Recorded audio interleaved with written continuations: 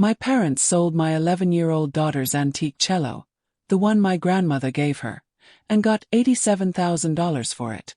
Then they turned around and used that money to build a pool for my sister's kids. When my grandma found out, she didn't cry or yell. She just smiled and said, "The cello was," and that's when my parents' faces drained of color. That was the moment I knew something had gone terribly wrong. Honestly, I could feel it even before we reached the music room. You can smell a renovation the same way you can smell a lie. Fresh paint. That sharp, chemical edge in the air that tells you money's been spent without permission or explanation. Emma climbed out of the car carrying her backpack, her music binder, and her little tin of rosin. She was holding them lightly, because the thing that really mattered wasn't with her anyway.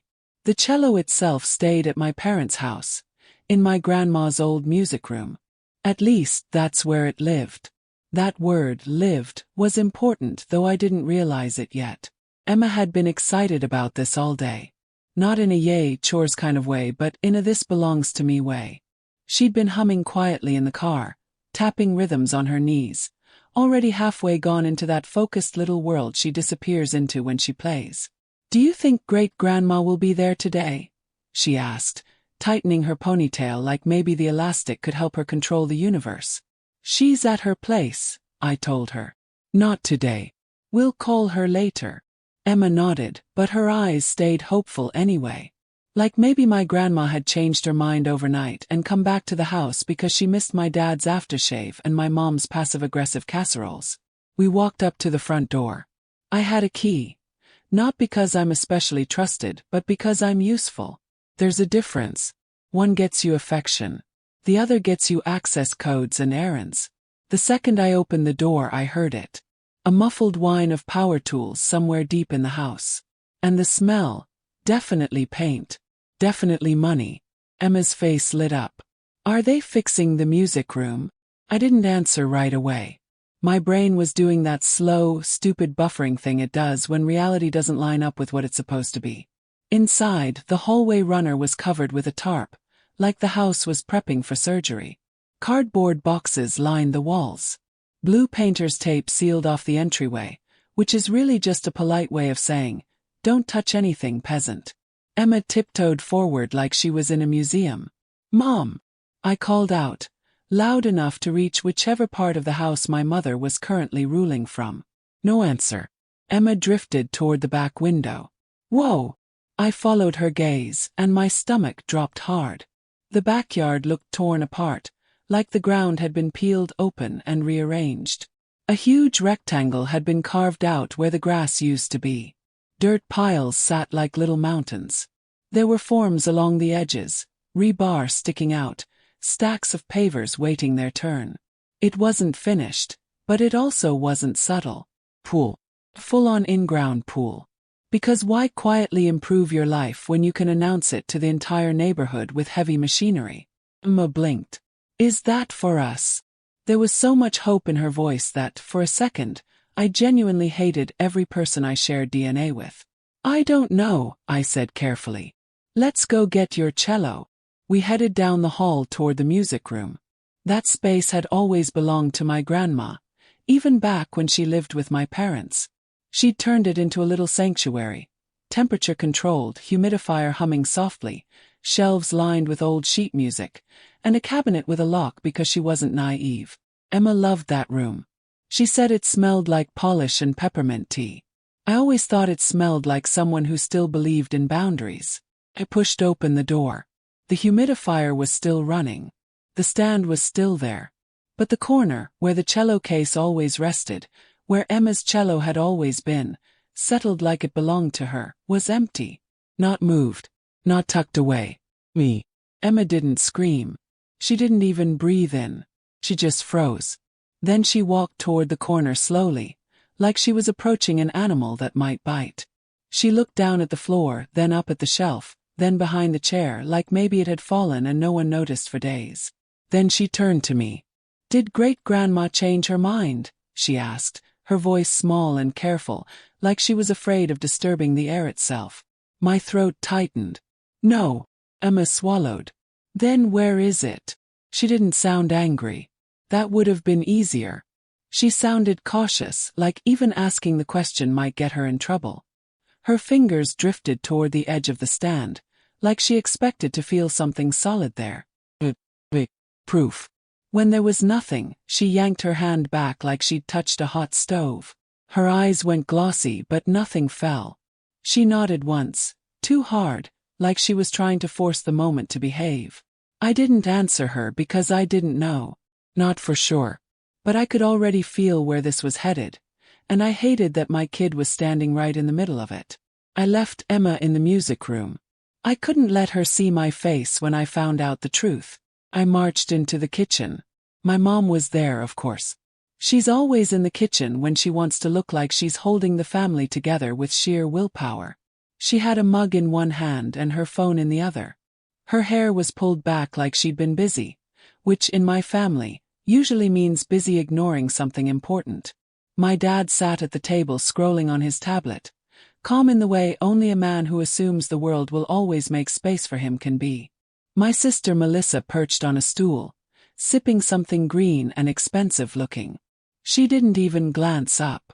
She rarely did. "Where's Emma's cello?" I asked. My mom blinked slowly, like she couldn't understand why I'd bring up something inconvenient during her morning coffee. "Good morning to you too, Sarah." I stared at her. My dad sighed. "What's the problem now?" My heart started doing that awful thing where it tries to crawl out of my chest and look for a quieter family. "Emma's cello," I said again. "Where is it?" Melissa snorted without lifting her eyes. My mom took another sip. "Your father handled it." That phrase, "handled it," is a red flag written in cursive. "Handled it how?" I asked. My dad finally looked up. "We sold it." The room went strangely still, like the house itself wanted to hear what came next. And blinked. "You sold it?" "Yes," he said, like he was explaining property taxes. "It was valuable. It was just sitting there. Your grandmother wasn't even using it." "It wasn't hers," I said. "It was Emma's." Melissa laughed. "She's 11. My mom set her mug down with a quiet clink. "Sarah, don't start." "Don't start," echoed. "You sold my daughter's cello." My dad leaned back in his chair. "It was a family asset." "No," I said, my voice sharper now. "It was set aside for Emma. Grandma made that very clear." Melissa finally looked up, her eyes flashing with irritation. "And my kids are what? Chopped liver." Jack and Sophia weren't even in the room, and somehow they were still the center of the conversation. My mom gestured toward the backyard like she was unveiling a prize. "We're doing something nice for the children." I stared at her. "The children," she repeated like she expected applause. "Jack and Sophia deserve space," I said. "And Emma doesn't." My dad rubbed his forehead, already exhausted by the fact that I existed. "Emma will be fine with a student cello. You can rent one. Plenty of kids do. Emma will be fine." That's my family's favorite prayer. It really means, we did what we wanted and we're not dealing with how you feel about it. My hands started shaking. I pressed them flat against the counter until they stopped. "Where is it?" I asked, quieter now. "Who did you sell it to?" My dad shrugged. "Some collector. Paid by wire. Quick sale." Course it was. My mom's eyes sharpened. "And before you get any ideas, you are not telling your grandmother." I stared at her. "She doesn't need stress," my mom said tightly. "She's settling into her facility. Professionals are taking care of her. Let her have peace."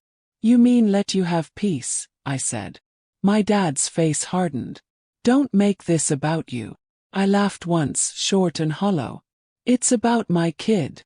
Melissa leaned forward, her voice sweet in that fake way that makes you instinctively check your pockets.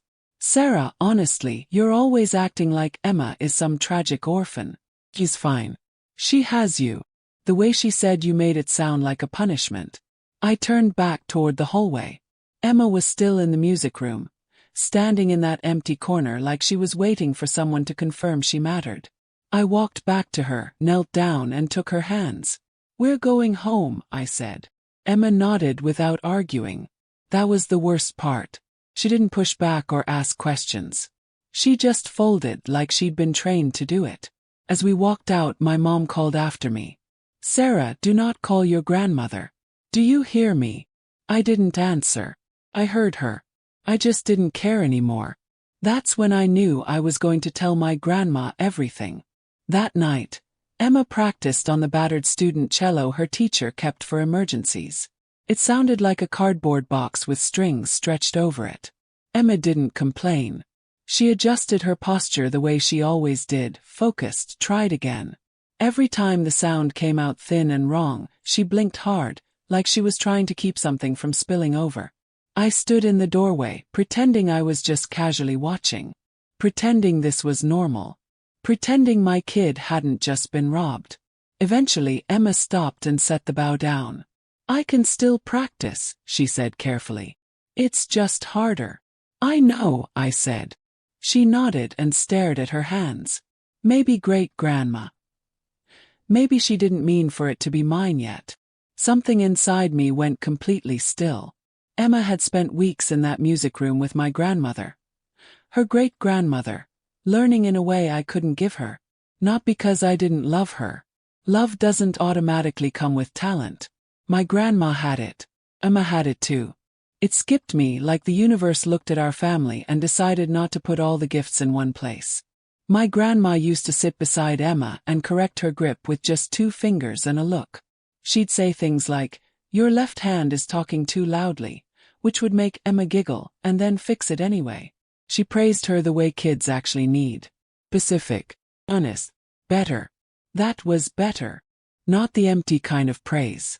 Not the kind that says, "good job," while still scrolling on your phone. With her, Emma felt seen. And that mattered in a house where Emma usually had to make herself smaller, because that was the pattern.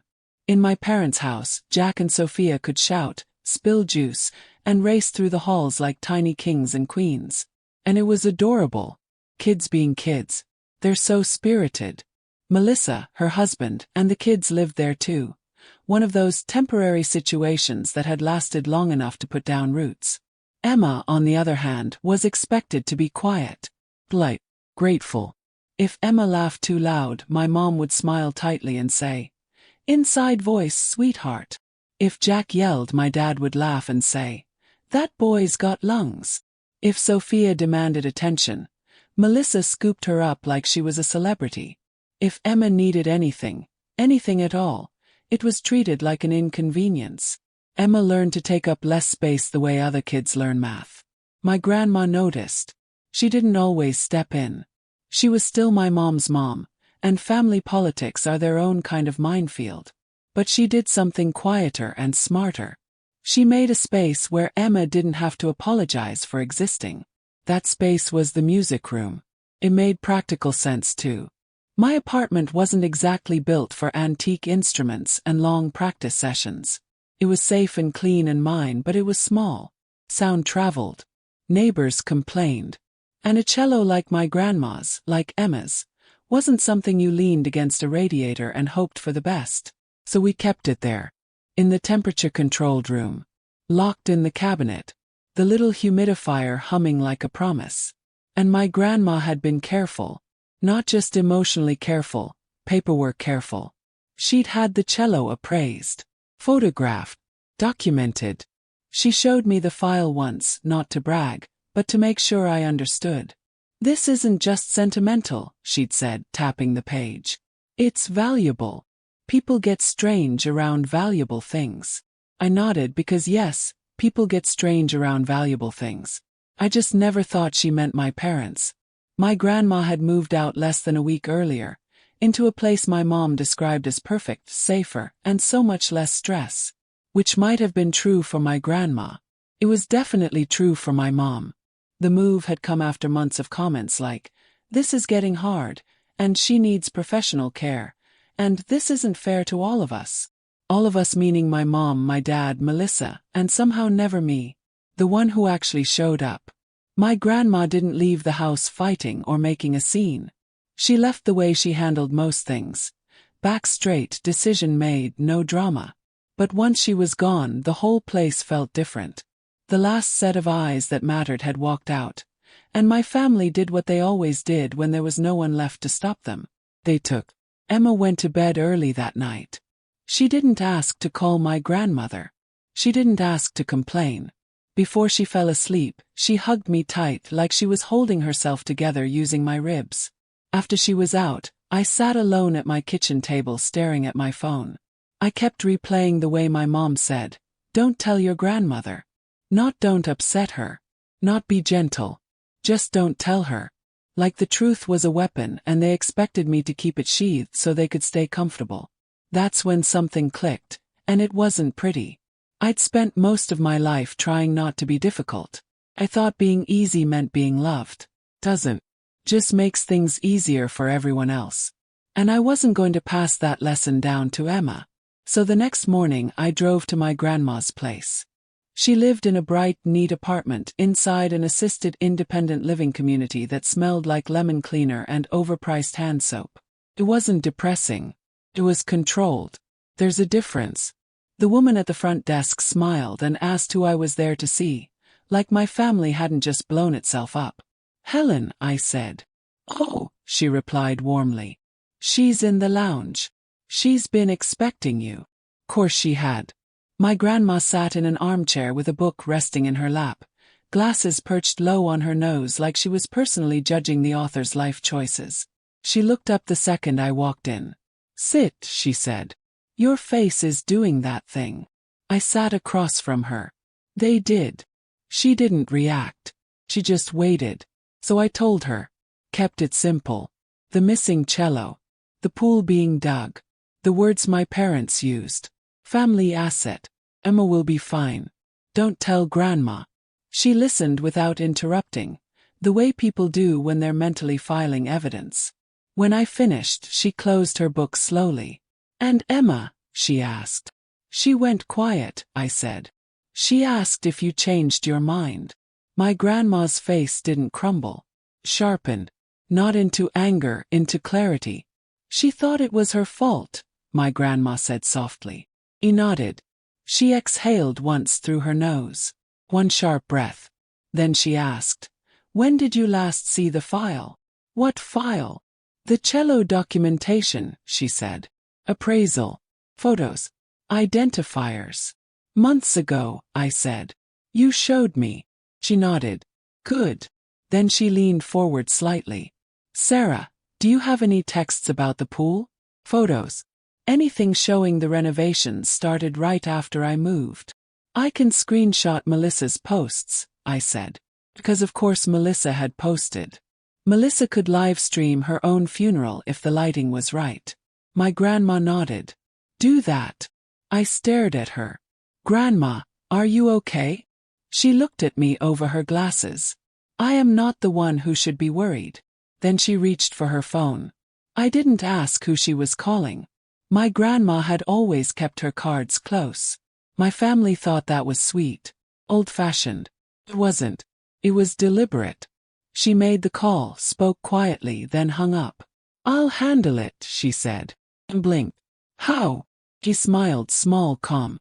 No yelling. In our family, that alone felt miraculous. She reached across the table and squeezed my hand. Her grip was warm and steady. "Emma is going to get her cello back." My throat tightened. "How do you know?" Her eyes sharpened. "Because it was never theirs to sell." Froze. She studied my face like she was deciding how much to share. "Not today," she said gently. "I'll explain when it matters." He stood. "Go home. Be with your child. Let her practice. Let her feel normal where she can." "What about my mom and dad?" "Yes." Her smile didn't reach her eyes this time. "Let them enjoy their pool." I drove home feeling like I'd stepped into a room where the air pressure had shifted. And then, nothing happened. Not publicly. Not right away. Weeks went by. 6 give or take. Emma practiced on the battered student cello. Then on a rental we managed to afford after her teacher found one at a discount. It wasn't terrible. But it wasn't hers. The sound didn't open up the same way. Emma adjusted anyway, because Emma was the kind of kid who adapted even when she shouldn't have had to. The worst part was that she didn't complain. She just got quieter. Meanwhile, my parents posted progress photos like they'd personally invented concrete. Melissa shared pictures of Sophia holding a tiny inflatable flamingo, Jack wearing goggles, captions like making memories and worth every penny. No apology. No mention of the cello. Just smiling faces and a massive hole in the yard. The invitation didn't come to me directly. It landed in the family group chat like a flyer taped to a telephone pole. Barbecue. Saturday. 2 p.m. pool reveal. Bring a side if you're coming. No hope you can make it. No miss you. Just logistics. Because in my family, feelings are optional, but potato salad is mandatory. I stared at the screen. Emma peeked over my shoulder. Her face stayed neutral. Are we going? I opened my mouth and realized I didn't have an answer yet. The next morning my grandma called. We're going, she said. I swallowed. Grandma, what are you doing? Her voice stayed calm. I'm doing what I should have done sooner. I started to ask more, but she cut me off. Sarah, she said, I don't want Emma watching you swallow this. My chest tightened. Okay. There was a pause. Then she said, it's in motion. In motion, I repeated. The cello, she said. My heart jumped. What do you mean? She smiled into the phone. You'll find out soon enough. Saturday was brutally hot. The kind of heat that makes the air feel thick like you're breathing through a damp towel. Perfect pool weather. Look how well we're doing weather. Emma wore her swimsuit under her clothes, because she's 11 and Hope is stubborn. She didn't say much on the drive over. Neither did I. When we pulled up, cars lined the street. Faces I recognized from holidays and forced smiles. Aunts, uncles, cousins, neighbors. The kind of crowd my family loved because it made them feel important. The backyard looked like it had been pulled straight out of a glossy brochure. The water shimmered bright blue in the sun. The stone deck was spotless. A pergola stood off to the side, draped with string lights like they'd watched exactly one home improvement show and decided they were professionals. Jack was already in the pool, splashing around like a tiny shark. Sophia floated nearby wearing sunglasses, because of course she was. Melissa held a drink and laughed too loudly at something someone said, like she was hosting a daytime talk show. My mom stood near the grill in that I am the matriarch stance she practiced in mirrors. My dad hovered close, smiling like a man whose life choices had just been fully validated by chlorine. Then Emma and I walked in. My mom's smile flickered, just for a second. Not because she was surprised to see us, but because she was annoyed we had the nerve to show up. Sarah, she said brightly, fake as plastic fruit. You made it. Hi Mom, I said. Melissa looked Emma up and down. Hey. Emma nodded politely, quietly, the way she'd been trained. Jack did a cannonball. Everyone laughed. Sophia squealed. Melissa beamed. Emma stood next to me with her towel folded neatly in her hands, like she wasn't sure where she belonged. I watched her eyes move over the pool, the pergola, the new loungers, over everything her cello had turned into. She swallowed hard. I put my hand on her shoulder. She leaned into it without looking at me. That's when I realized I wasn't there for revenge. I was there because my kid deserved to see what happens when you don't let people take from you and then demand gratitude for it. My dad clapped his hands together. All right, everyone. Food's almost ready. My mom laughed. And before we eat, we just want to say this has been a long time coming. We're so happy to finally have a backyard the kids can really enjoy. Applause. Melissa raised her glass. To family. More applause. Emma's fingers tightened around her towel. Then someone asked, "Where's Helen? Isn't she coming?" My mom's smile tightened. "She's busy," she said quickly. Right on cue the gate clicked. Turned. My grandma walked in. She wasn't in a wheelchair. She didn't look fragile. She wore a crisp blouse, tailored slacks, and an expression so calm it made the air feel cooler despite the heat. Beside her stood Michael, her lawyer, and a longtime friend carrying a slim folder. The backyard went quiet in that way crowds do when they sense something shifting but don't yet know what kind. My mom's face drained of color. My dad's smile froze. Melissa's mouth opened slightly, then shut. My grandma stepped forward, her eyes drifting over the pool like she was inspecting a poorly finished paint job. "Well," she said pleasantly, "you've been busy." My mom forced a laugh. "Mom, this is a party." "I know," my grandma replied. "That's why I came." She looked at me, then at Emma. Emma straightened like her spine recognized safety. My grandma's gaze softened for just a moment. Then she turned back to my parents. "I heard you sold the cello," she said. My mom pressed her lips together. "We didn't want to upset you." My grandma lifted a hand. "You didn't want consequences." The word landed like a stone dropped into still water.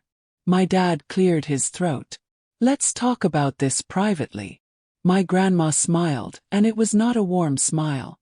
"Oh, Richard," she said, "you've had plenty of private time."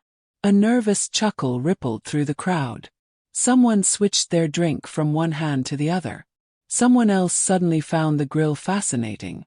My grandma turned slightly, addressing the backyard like she was speaking at a small-town meeting. "I won't keep you long," she said. "I know you're here to swim." Melissa snapped. "This is insane." My grandma ignored her. She looked directly at my parents and said evenly, "The cello was." Everyone leaned in, even the ones pretending not to. Held in trust for Emma. The silence that followed was sharp enough to cut. My mom blinked. "What?" My grandma continued calmly. "I am the trustee. Emma is the beneficiary. That cello was not a family asset. It was not yours to sell." My dad stared at her like she'd started speaking another language. Melissa's face flushed. "You can't." My grandma's eyes flicked to her. "I can." Michael stepped forward and opened the folder. My grandma didn't look at him. She didn't need to. She kept her eyes on my parents because she wanted them to feel it. "I documented that instrument," she said. "Appraisal, photographs, serial identifiers, insurance, everything." He paused.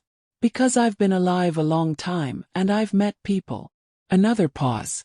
"Apparently, I'm related to some of them." A few people snorted before they could stop themselves. Dry humor has a way of slipping under the skin while everyone's still deciding if they're allowed to laugh. My mom's voice shook. "We didn't know anything about a trust." My grandma nodded. "Correct. You didn't." My dad finally found his voice. "Where is it?" My grandma smiled again. "Safe." Emma's head snapped up. My grandma looked at her. "It was recovered this morning after Michael made a few calls and filed the report." Emma's breath caught. Not a sob, not a scream. Just a small sound like relief trying to escape her chest. My grandma turned back to my parents. "You sold something you did not own. You took the money and put it into." She gestured lazily at the pool. "This," Melissa snapped. "It's for the kids." My grandma's gaze sharpened. "Emma is a kid." Melissa's mouth opened, closed. She glanced at Jack and Sophia splashing happily, like she wanted them to protect her. They didn't. Michael cleared his throat gently. "Helen." My grandma nodded. Michael stepped toward my parents and Melissa, holding out papers. "I have documents for you." My mom stepped back. "No." Michael didn't raise his voice. He didn't need to. He held the papers out like a waiter presenting a bill no one wants to see. "Notice to vacate," he said calmly. 60 days. My mom stared at the pages like they were toxic. My dad's face went from pale to gray. Melissa's voice shot up an octave. "You're kicking us out." My grandma tilted her head. "You're acting surprised. That's the part one don't understand." My mom's hands trembled. "Mom, you can't do this. This is my home." My grandma's expression stayed level. "It is the house you live in." The difference between those two sentences was a cliff. I felt Emma press closer to my side. Melissa's eyes flashed. "This is because." "No," my grandma said, cutting her off. "This is because you sold a child's instrument and dumped the money into a pool like this was Monopoly." My dad's voice cracked. We improved the property. My grandma's eyes narrowed just slightly. You improved your comfort with stolen money in a house you don't even own. My mom looked like she might pass out. The backyard was full of people who suddenly remembered appointments they didn't actually have. Drinks lowered. Conversations stopped halfway through sentences. Someone laughed a second too late, then went quiet. Emma whispered, "Mom." I looked down at her. Her eyes were wet, but she wasn't crying. She was holding it in the way kids do when they're trying not to make adults uncomfortable. I squeezed her shoulder. Then I looked at my parents. At Melissa, the pool. At the way they'd built something shiny for Jack and Sophia and expected Emma to applaud for it. I spoke calmly, not loud but clear enough for anyone nearby to hear. Emma isn't second-tier family. My mom's face twisted. Sarah. No, I said. I'm not doing this today. Melissa scoffed. So what? Emma gets everything. I laughed once, sharp and dry. She was getting a cello. My grandma stepped closer to Emma, her voice gentler now. Sweetheart, you didn't lose it. It was taken. Emma's lip trembled. I thought I did something wrong. My grandma's eyes flashed with anger so fast it almost went unnoticed. You did nothing wrong. Michael stood steady, holding the papers out. My dad didn't take them. My mom didn't either. Melissa finally grabbed hers like she could tear reality apart if she ripped hard enough. My grandma looked back at my parents. 60 days, she said again. You will leave. My dad's voice came out thin.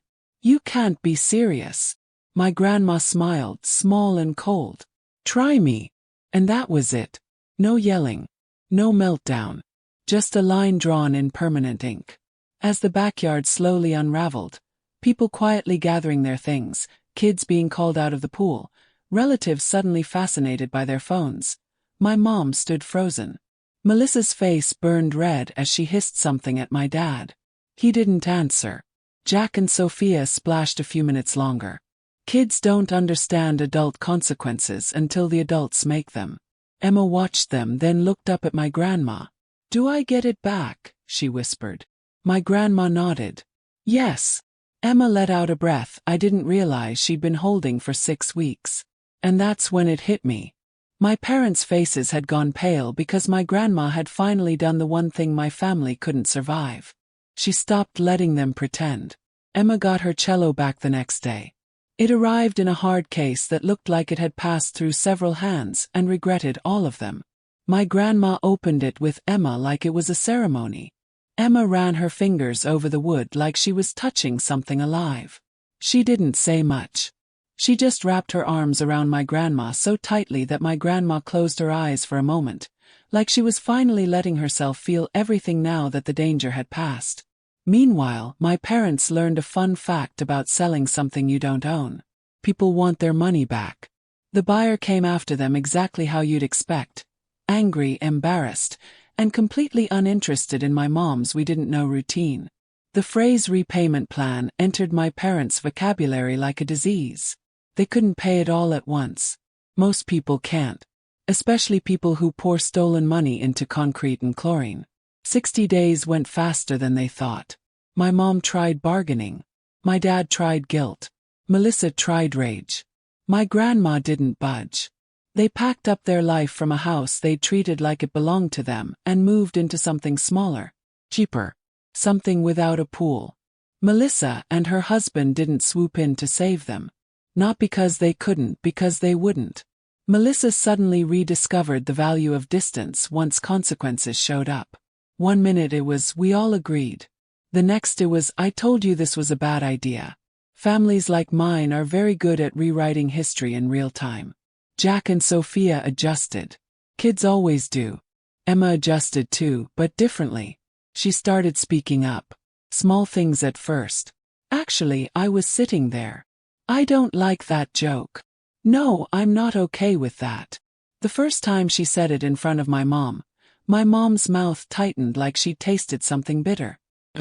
My grandma updated her plans quietly and thoroughly, the way she does everything. No speeches. No drama. One evening, she slid a folder across my kitchen table. "Michael's handling the paperwork," she said. "I'm putting the house into a trust. I'll be the trustee. You'll be the beneficiary. Protected now. Yours in the end." The day my parents moved out, Emma and I packed up our apartment. No ceremony. Just boxes, keys, and a house that finally felt like it could breathe. That first night, the house sounded different. No construction noise. No performative laughter. No heavy footsteps pacing like ownership. Just quiet. The kind that feels earned. Then my grandma moved back in. For real this time. Not as someone being managed or accommodated, but as the person who belonged there. Emma helped her unpack like it was a celebration. Sweaters, books, that little tin of peppermint tea. Each one carried like a vote for the future.